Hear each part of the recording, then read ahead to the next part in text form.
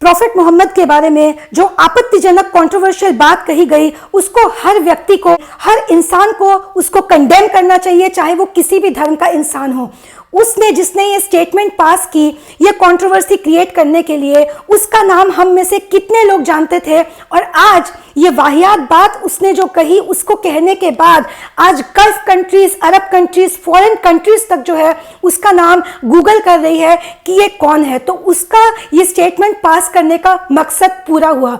जिसने ये बात कही उसको हिंदू धर्म से जरा भी ना प्रेम है, न लेना देना है। इसीलिए क्योंकि अगर सही मायनों में उसको अपने धर्म से प्रेम होता तो वो कभी किसी दूसरे धर्म को अपमान करने का सोचता भी नहीं। एक बात तय है, अपने माँ बाप की इज्जत दूसरे के माँ बाप के अपमान में नहीं है। इस बात पे रिएक्ट करने से पहले कुछ महत्वपूर्ण सवाल अगर हम खुद से करें, हम में से कितने लोग हैं जो अपने धर्म को पूरे तरीके से बाय द बुक्स, जो थोड़ा भी इधर से उधर ना हो, 100% इक्वल तरीके से उसको फॉलो करते हैं। जो हमारी धार्मिक किताबें हैं, जो धार्मिक पुस्तकें हैं, उसको शेल्फ में फेथ के नाम पे, भक्ति के नाम पे, डिवोशन के नाम पे सजाने के अलावा हम हफ्ते में कितनी बार जो है उसको पढ़ते हैं, उसके ट्रांसलेशन को पढ़ते हैं और उसको अपने डे टू डे लाइफ में बाय द बुक्स जो जैसा कहा गया है उसको इम्प्लाई करते हैं, अप्लाई करते हैं, उसको फॉलो करते हैं। ये हम में से कितने लोग इसको पूरे तरीके से बाय द बुक्स जिसको कहते हैं जाना, उसको फॉलो करते हैं। और अगर हम इसको फॉलो उस तरीके से नहीं कर पाते तो क्या यह संभव है कि एक इंसान एग्जैक्टली 1000% कॉपी कर सके उन चीज़ों को जो इंस्ट्रक्शंस हमें हमारी होली वर्सेस में और होली किताबों में दी गई है? अगर नहीं तो कौन हमें यह अधिकार देता है कि हम किसी दूसरे धर्म के ऊपर टिप्पणी कर सके या दूसरे धर्म की जो है ऐसी बातों को हम निकाल सके जो हमें समझ नहीं आती है? फॉर एग्जाम्पल, अगर किसी चीज़ में इंसान को कीड़ा निकालना हो तो ऐसा कोई भी धर्म नहीं है जिसमें प्रश्न चिन्ह ना लगा सके, जिसमें कीड़ा ना निकाल सके या जिसको हम मिस इंटरप्रेट ना कर सके। फॉर एग्जाम्पल, अगर जो फॉरेनर होगा जिसको बहुत ज़्यादा फैमिली बॉन्ड की अगर नॉलेज नहीं होगी, वो एथिस्ट होगा, तो वो जो हमारे श्री राम ने अपने पिता के वचन को रखने के लिए वो अपना सब कुछ छोड़ के 14 साल के वनवास में चले गए, वो इस एक्शन की जो गहराई है वो उसका सम्मान उस तरीके से नहीं कर पाएगा क्योंकि इसकी वैल्यू जो है उसे समझ ही नहीं आएगी। तो उसके लिए हमें कोई मुद्दा हो इसकी ज़रूरत नहीं पड़ती। किसी भी धर्म में चाहे वो कोई भी बात हो, कीड़ा निकालना अगर हो, आपका मकसद अगर उसको रिसर्च करके उसके जानकारी लेना हो तो आप हमेशा उसको कंस्ट्रक्टिव नज़रिए को उसको देखेंगे और उसके बाद उसकी इंटरप्रिटेशन करेंगे। लेकिन अगर आप किसी धर्म की किताब को पढ़े ही इस नज़र से या आप किसी धार्मिक हिस्ट्री को जानने की कोशिश ही मन में ये इंटेंशन लेके करें कि आपको उसमें कीड़ा निकालना है, तो हम चाहे कुछ भी हो उसको इंटरप्रेट इसी तरीके से करेंगे जो हमारे पर्सनल सेल्फ इंटरेस्ट को या जो सोच के हमने ये जानकारी हासिल करना शुरू की उसको सूट करे, उस ईगो को सेटिस्फाई करे। ऐसे ही इंटरप्रिटेशन हम उसकी निकालेंगे, चाहे वो कोई धर्म हो या चाहे वो कोई रिसर्च हो या चाहे कोई भी चीज़ हो। आप उसकी इंटरप्रेट भी कर सकते हैं, उसको मिस इंटरप्रेट भी कर सकते हैं। मिस इंटरप्रिटेशन वो होता है कि किसी बात को समझ ना पाना, और एक होता है इंटेंशनल मिस इंटरप्रिटेशन। इसका मतलब है कि किसी चीज़ को उल्टे तरीके से ही प्रेजेंट करना है। फॉर एग्जाम्पल, अगर किसी को हिंदू धर्म का मजाक बनाना हुआ तो वो श्री कृष्ण की 16,000 शादियों को इस नज़रिए से देखेगा, सोचेगा और उसको बोलेगा कि देखो इतनी सारी शादियाँ की। वहीं अगर सही मायनों में किसी को हिंदू हिस्ट्री के बारे में, हिंदू धर्म के बारे में रिसर्च करना हुआ तो वो इस शादी के बारे में डिटेल स्टडी करके, एनालाइज करके ये कहेगा कि देखो 16,000 स्त्रियों की रक्षा की गई। उसी तरीके से प्रॉफिट मोहम्मद की 9 वर्षीय बीवी को हाईलाइट किया जाता है, लेकिन प्रॉफिट मोहम्मद की जो शादी है उन्होंने अपनी युवा अवस्था में 25 ईयर्स की एज में जो अपनी से दुगनी उम्र की स्त्री के साथ विवाह किया और उस शादी को निभाई भी, उस चीज़ को हाईलाइट नहीं किया जाएगा क्योंकि इंटेंशन और मकसद जो है वो किसी धर्म का मजाक बनाना, किसी धर्म के बारे में बुरा बोलना है। इस इंटेंशन से अगर कोई भी कार्य किया जाएगा तो वो एक शॉर्ट टर्म फेम एक इंसान को दिला सकता है, उसको शॉर्ट टर्म सक्सेस तो दिला सकता है, लेकिन इसका जो कर्म फल होता है वो बिल्कुल उल्टा होता है। इस बात को हम जितनी अच्छी तरीके से समझ लें वो हमारा खुद के भलाई के लिए ही हमारा काम आएंगे। तो कोई ऐसा धर्म या कोई ऐसी बात नहीं है जिसमें हम कंट्रोवर्सी क्रिएट ना कर सके या कोई ऐसे सवाल जवाब ना कर सके जिससे कि पब्लिक सेंटिमेंट्स हर्ट हो।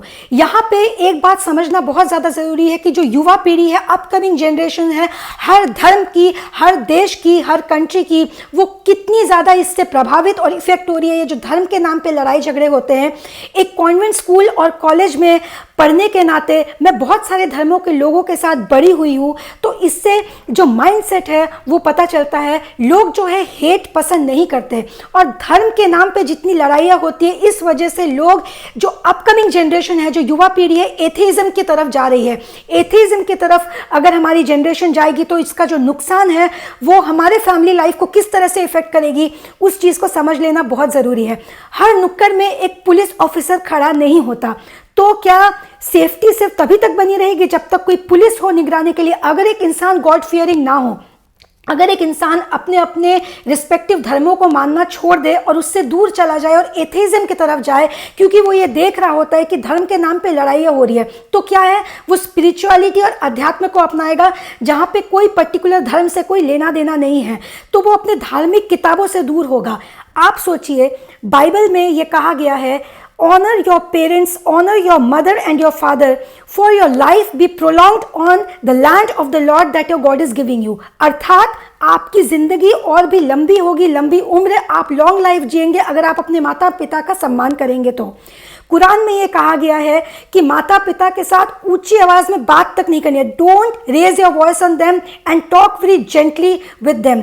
ये कुरान के वर्स में कहा गया है कि ऊंची आवाज तक में अगर आपने अपने पेरेंट्स से बात कर ली, स्पेशली जब वो ओल्ड एज में होते हैं, तब अगर आपने ऊंची आवाज में बात की तो इससे आपको बहुत बड़ा गुनाह मिलेगा। इन बातों को अगर हम हिंदू धर्म के साथ कंपेयर करें, तो अगर कोई जो दूसरे धर्म का इंसान है वो श्रवण कुमार के बारे में पूछे तो बोलेगा ये श्रवण कुमार कौन है, तो वो हिंदू उसे बताएगा श्रवण कुमार वो है जिन्होंने अपने जो पेरेंट्स को है वो कंधे पे लेके, उन्होंने पूरी दुनिया की जो है उन्हें तीर्थ कराया, अपने कंधे पे लेके अपने बूढ़े माँ बाप को। तो इन चीज़ों से जो है एक अपकमिंग जनरेशन किसी भी धर्म का हो, इन बातों से वो इंस्पायर होगा और अपने पेरेंट्स के तरफ जो अपना कर्तव्य है उससे वो अवगत होगा। इन चीज़ों से अगर जो है मनुष्य दूर होने लगा, इंसान कंप्लीटली दूर हो जाए इन चीज़ों से, तो वो अपने पेरेंट्स से सिर्फ प्यार करेगा। धार्मिक किताबें हमें ये बताती है, धर्म हमें ये समझाता है, मज़हब हमें ये समझाता है कि अपने जो माँ बाप है उनसे सिर्फ प्यार करना काफ़ी नहीं है। एक टाइम के बाद जब बड़े हो जाते हैं तो कहते हैं कि माँ बाप अब दोस्त बन जाते हैं। ये हमें एजुकेशन सिखाता है, ये हमें जो है मॉडर्नाइजेशन सिखाता है, लेकिन जो धर्म हमें ये सिखाती है कि एक पॉइंट ऑफ टाइम के बाद जब आपके पेरेंट्स के आप बराबर हो जाते हैं, आपका कद उनके बराबर हो सकता है, लेकिन आपकी जो जगह और पोजीशन होती है वो उनसे बहुत ज़्यादा नीची होती है, और उनसे प्रेम करना, उनसे प्यार करना काफ़ी नहीं होता है, उनकी इज्जत करना बहुत ज़्यादा ज़रूरी होती है। ईमानदारी से अगर हम सब खुद से ये प्रश्न करें कि कितने हम में से है जिसने कभी किसी पॉइंट ऑफ टाइम में अपने माँ या बाप से इस तरीके से बात ना की हो, बदतमीजी ना कर बैठे हो हम बिना जाने, कि कभी हम चिड़चिड़े मूड में हो और माँ बाप कह रहे हो कि देखो ये खा लो, इस तरह ये कर लो, और हमने झिड़क दिया हो कि नहीं मम्मी परेशान मत करो, नहीं डैडी अभी आप क्यों इस तरह बोल रहे हो। कितने हम में से लोग हैं जिसने ऐसा नहीं किया है? हमने किया है, और जब जब ऐसा किया है तो जाने या अनजाने में, इंटेंशन ना होते हुए भी वो माँ बाप का अपमान ही होता है। और हमें ये धर्म सिखाता है कि आप माँ बाप के साथ इस तरीके से बदतमीज़ी, चाहे किसी भी मूड में हो या आप कितना भी प्रेम करते हो, आप कहते हो हम हमारे माँ बाप हैं, हम उनसे बहुत प्यार करते हैं, तो क्या हुआ कभी कभार अगर बदतमीज़ी कर भी दी तो माँ बाप भी छोड़ देते कि चलो ठीक है हमारे बच्चे हैं। माँ बाप भले ही छोड़ दे, लेकिन वो जो ऊपर शक्ति है जो देख रही है, जिसने हर धर्म के माध्यम से यही बताया है और उसका यही इंस्ट्रक्शन है कि तुम अपने माँ बाप के साथ बदतमीज़ी नहीं कर सकते। अगर जो हमारी युवा पीढ़ी है वो धर्म से कम्प्लीटली अलग हो जाए और स्पिरिचुअलिटी को सिर्फ अपना ले, तो स्पिरिचुअलिटी को आज के टाइम में मिस इंटरप्रेट किया जाता है।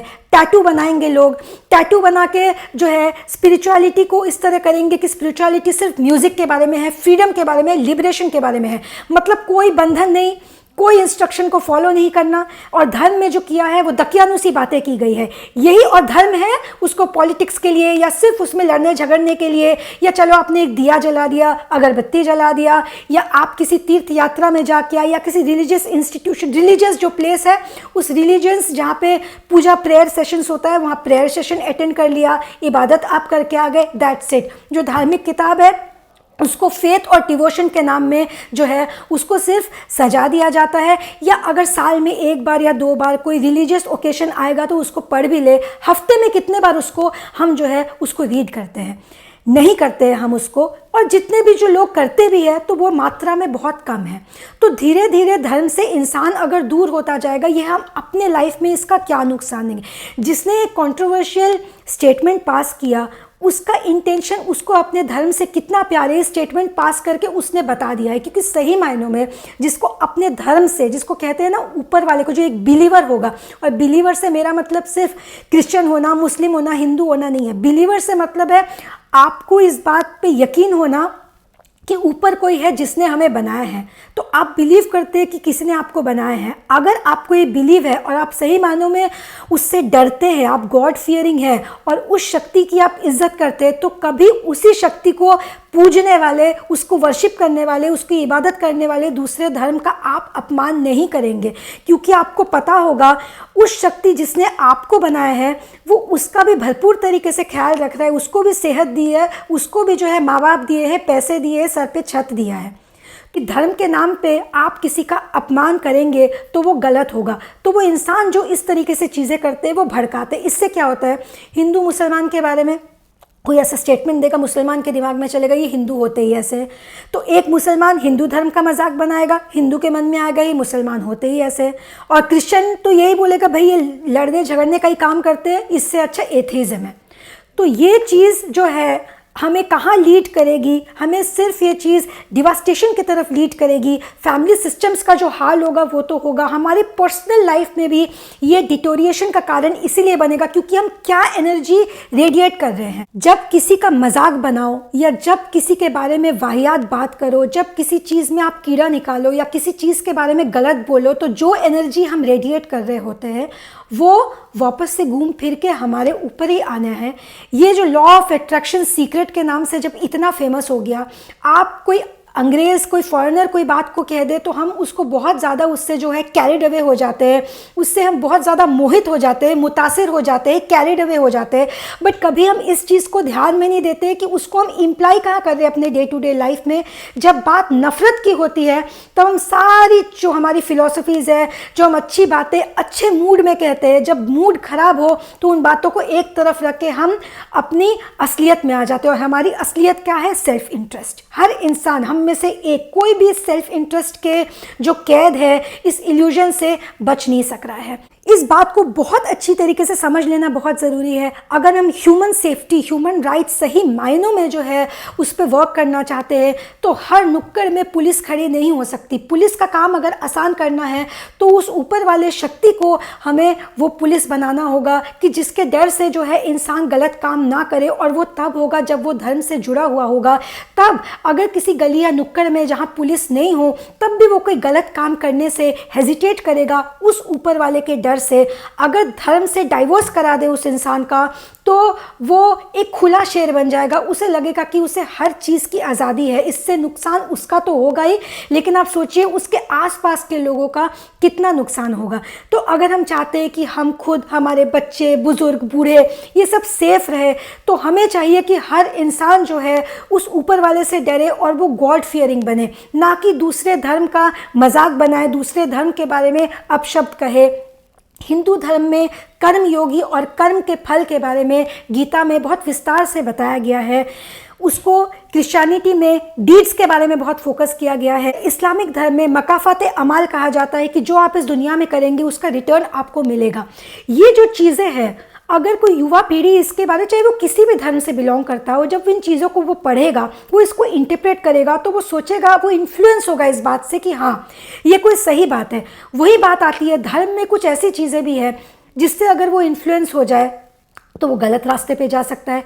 अब आप 100 अच्छी बातों को इग्नोर करके सिर्फ 1-2 कंट्रोवर्शियल बातों पे अगर आप ध्यान दें और आप कहें कि इसके वजह से जो है गलत चीज़ें आ रही है, और आप जो इतनी सही बातें हैं उस सब चीज़ों को इग्नोर कर रहे हैं, तो उस पे मेरी राय यही है कि अगर इंसान कीड़ा निकालना चाहे या अगर इंसान किसी चीज़ को मिस इंटरप्रेट या उसमें से गलत ही खोज करने के नियत से एक रिसर्च करे, अपनी माइंड को इस तरीके से रखे कि मुझे इस चीज़ में जो है कमी निकालनी है, तो ऐसा कोई चीज़ नहीं है जो परफेक्शन को प्राप्त है जिसमें आप चाह के भी कोई कमी।